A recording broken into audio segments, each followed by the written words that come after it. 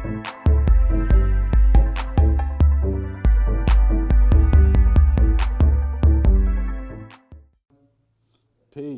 Welcome back to the Voices of Reason show. I'm your host.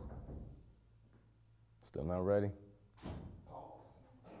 That's because they can't see him. What's up?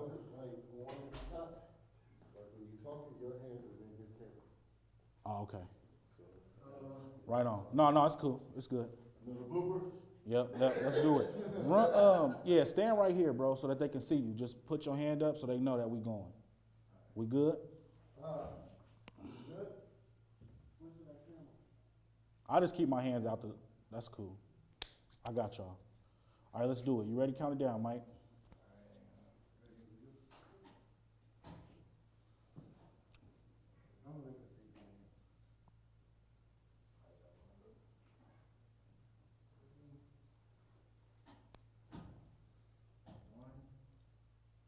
Peace. Welcome back to the Voices of Reason show. I'm your host, Skilo Slim.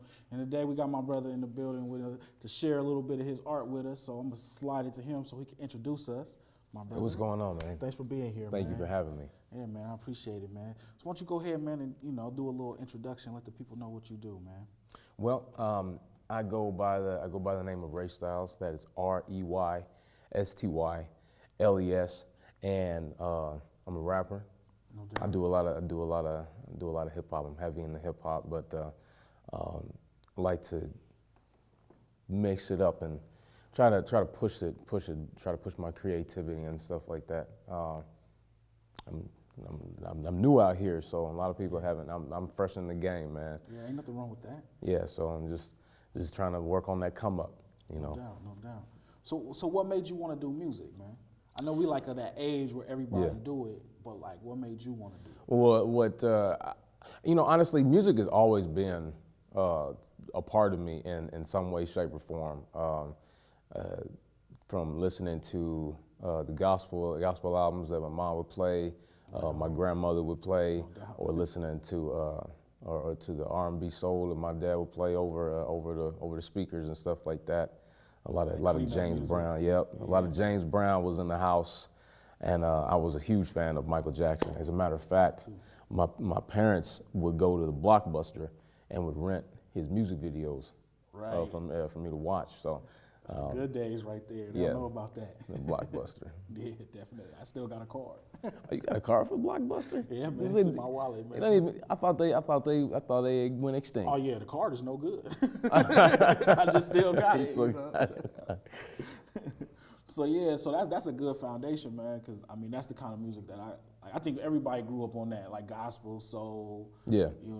So what's your mission with the music? Because those artists, they had a mission.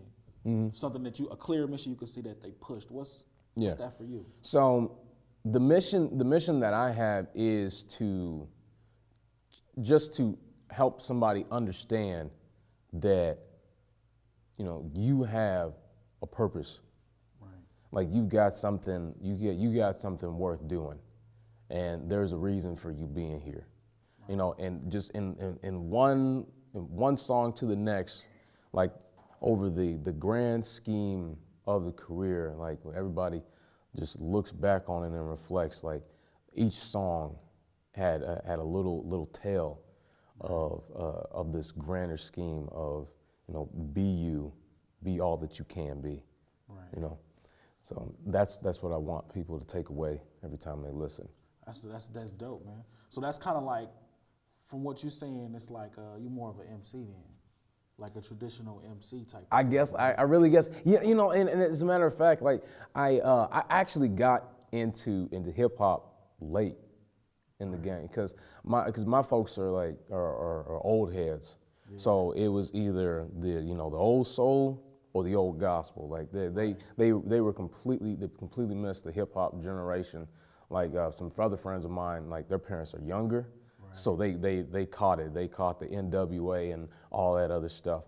So my parents missed all that. So that stuff wasn't in my house. Right. I didn't grow up with any Snoop or Biggie or Pac. By the time I was actually old enough to listen to what I wanted to and not get in trouble. Yeah, I can relate. So then I started to check out that stuff. I'm like, man, this stuff is dope. Like, So what was the first one that you listened to and made you want to do it too? so the first person, honestly, the first person I ever, like my first introduction into hip hop actually was this rap group called the Cross Movement. So it was like, cause my mom really didn't do a whole lot of rap because she, kind of thought it was a little unclean at the time. Yeah.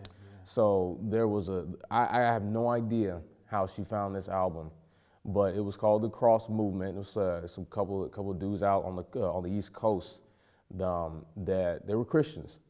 So that's why it was in the house. So it was mom approved. Yeah, so, but I listened to it. I'm like this is rap music. Like it's playing. Like what's going on right now? And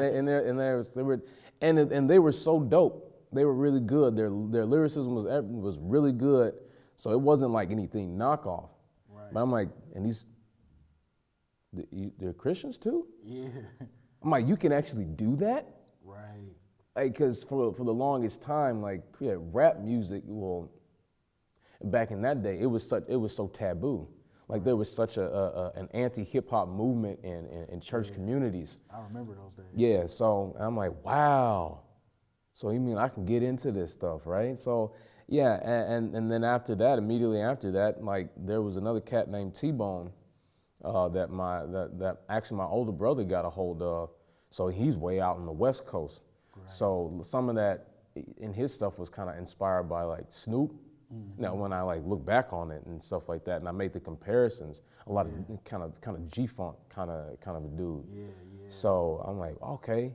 I'm like, I like this stuff. Yeah.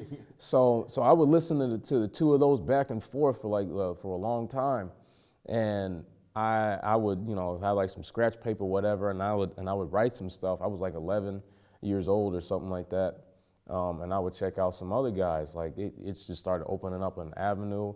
There was some other guys named the Gospel Gangsters. I remember that. That I checked out. Yeah, and another rap group named like Grits. So I'm like, okay, wow, there's like dudes out here that are really doing it like that, and they're Christians. So I can get with this. I can do this. You could do it, yeah.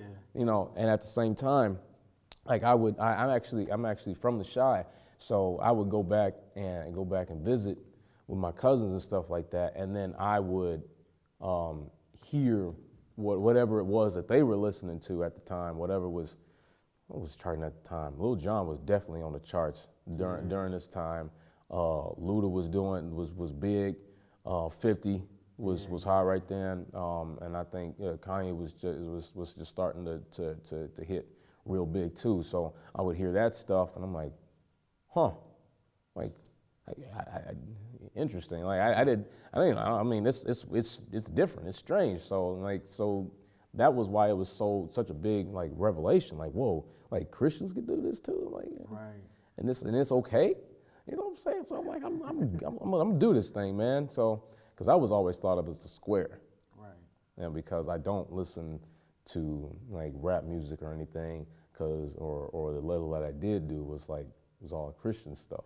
Right. See, that's what I love about hip hop though, because like if you look at it as a complete genre, it's something for everybody. Yeah. You know what I'm saying? It's like a lot of times people get caught up in like whatever the corporations is pushing, and that tends to be like more negative stuff.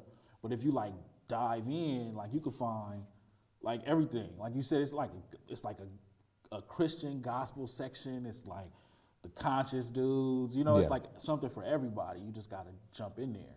Right. Yeah, and the more that I would get into it, like the older I got, and I could expand my my library, and I would get into some of the old dudes and some of the stuff back in the '90s. I would kind of like do my research on some of those guys. I would check out their albums and stuff like that. I would start getting into dudes like Common, and Lupe Fiasco, and cats like that were actually doing the conscious thing. Right. So then I'm like, oh wow, okay, this is cool. So this is what it's like when you're not doing club bangers all the time. Right. It opens up a whole new world, man. So I'm like, okay, we can make this work. We can do this. Yeah. Yeah, man, that's a beautiful thing, man. So what's the journey? Where's your journey at now as far as the music? So the journey right now is just putting trying to like just put everything together in a professional way so that like I can be taken seriously. Like I'm not just some dude out here that's like, oh man, put me on that show, dog. And there's like a couple people that show up, you know, and like I want to, I'm like I want to be for real, man. I'm like, trying to kick down some doors. Right. So I actually just got done with a show just last night, actually at the waiting room. Okay. And it was pretty good turnout, man. I haven't performed in a while, so I mean we gotta dust this off because and get some places. So just getting like websites together, getting the social media marketing and stuff like that, learning how to do that stuff well, and getting like just broadening the catalog so that there's something that the audience can listen to, and it's they can like, oh, I'm gonna check this song out, and I'm gonna check this album out, and I'm gonna grab this single and check out that EP. There's stuff. So it sounds like it's a project coming in. So there is actually a project that's in the works right now. Okay. So yeah, it's an EP that I got going on. It's called Truly and MC. Truly, like the word truly and MC. So and in that project, I'm just going to work, man, and just letting these folks out here know, like I'm serious, man. Right. Like don't let this fool you now. Right. Like I come to kick some butt. I came to take some names. Like I'm coming with the lyricism. I'm coming with the music. I'm coming like heavy hitting. Both barrels loaded. Yeah, man. So that's the way to do it, man. So how can people get in touch with you right now? So people can connect with me on Facebook. I got a Facebook page and I got an Instagram. Mm-hmm. So either of those things, or both. I mean, you can definitely do both. Why not? I mean, everybody's got one. Yeah, I mean, if you got Instagram, you got a Facebook. Definitely. It's like one or the other. Yeah. So and it's the same ReyStyles, and you can find me. You can find me on either of those, and you can follow me. You find out all the stuff that I'm doing. You send me messages and stuff like that. Hey, what's going on? Hey, I got whatever. We can connect. Definitely. So I always want to make a connection with the audience and stuff like that, man. I just don't want it to be just like numbers. I want people to understand that, like, I appreciate them and they are valuable. I want to add value to the people that follow. You know what I'm saying? Right, that's a dope thing, man. Because we need that, man. We need the like across the board. Like I encourage everybody to, because hip hop is about your truth. Like I don't know you shared your story with us now, but as a listener, I don't know your story. Yeah. So if you sound like 10 other people, to me, everybody can't have the same story. Right. You know what I'm saying? So when you come and you be genuine, it adds to the culture. Yeah. And that was always that was like my biggest struggle, getting into rap music, because of what was charting at the time. We got the club bangers over here. We got 50. We got Snoop. We got all these dudes out here. These hood dudes. They got hood stories. They got all this. Like, they got all this stuff.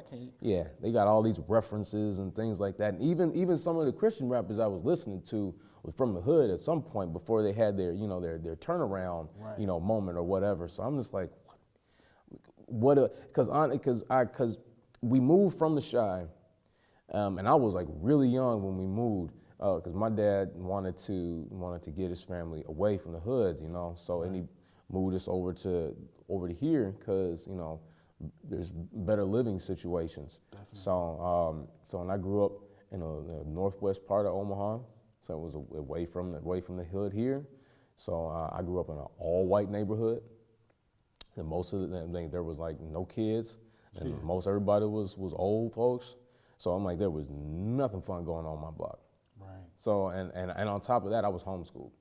Right. So because my folks like, I don't know about this all this public schooling out here and what they got going on. I think we want to keep our kids here and just figure this thing out at the house. So So all that mixed together, and I'm just like, I feel like I am a complete square. As a matter of fact, my family would make fun of me like that. My cousins would poke fun at me and like, oh man, you talk like a white boy. Yeah, which is no such thing.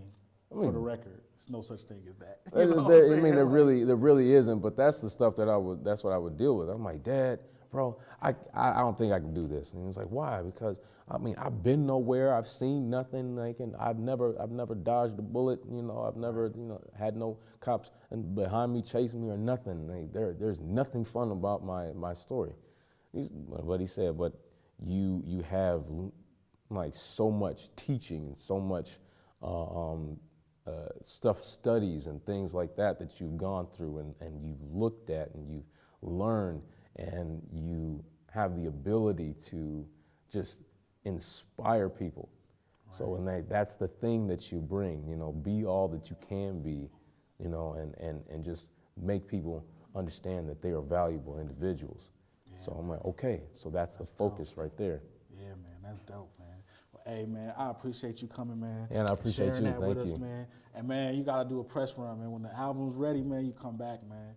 Yeah, I'll do talk that. About it, I'll listen to it. We could talk about it, whatever you want to do, man. Yes, sir. Like, you always welcome here with us, bro. Oh man, I appreciate that, Definitely, man. It means a lot. Really, man. I mean that, man.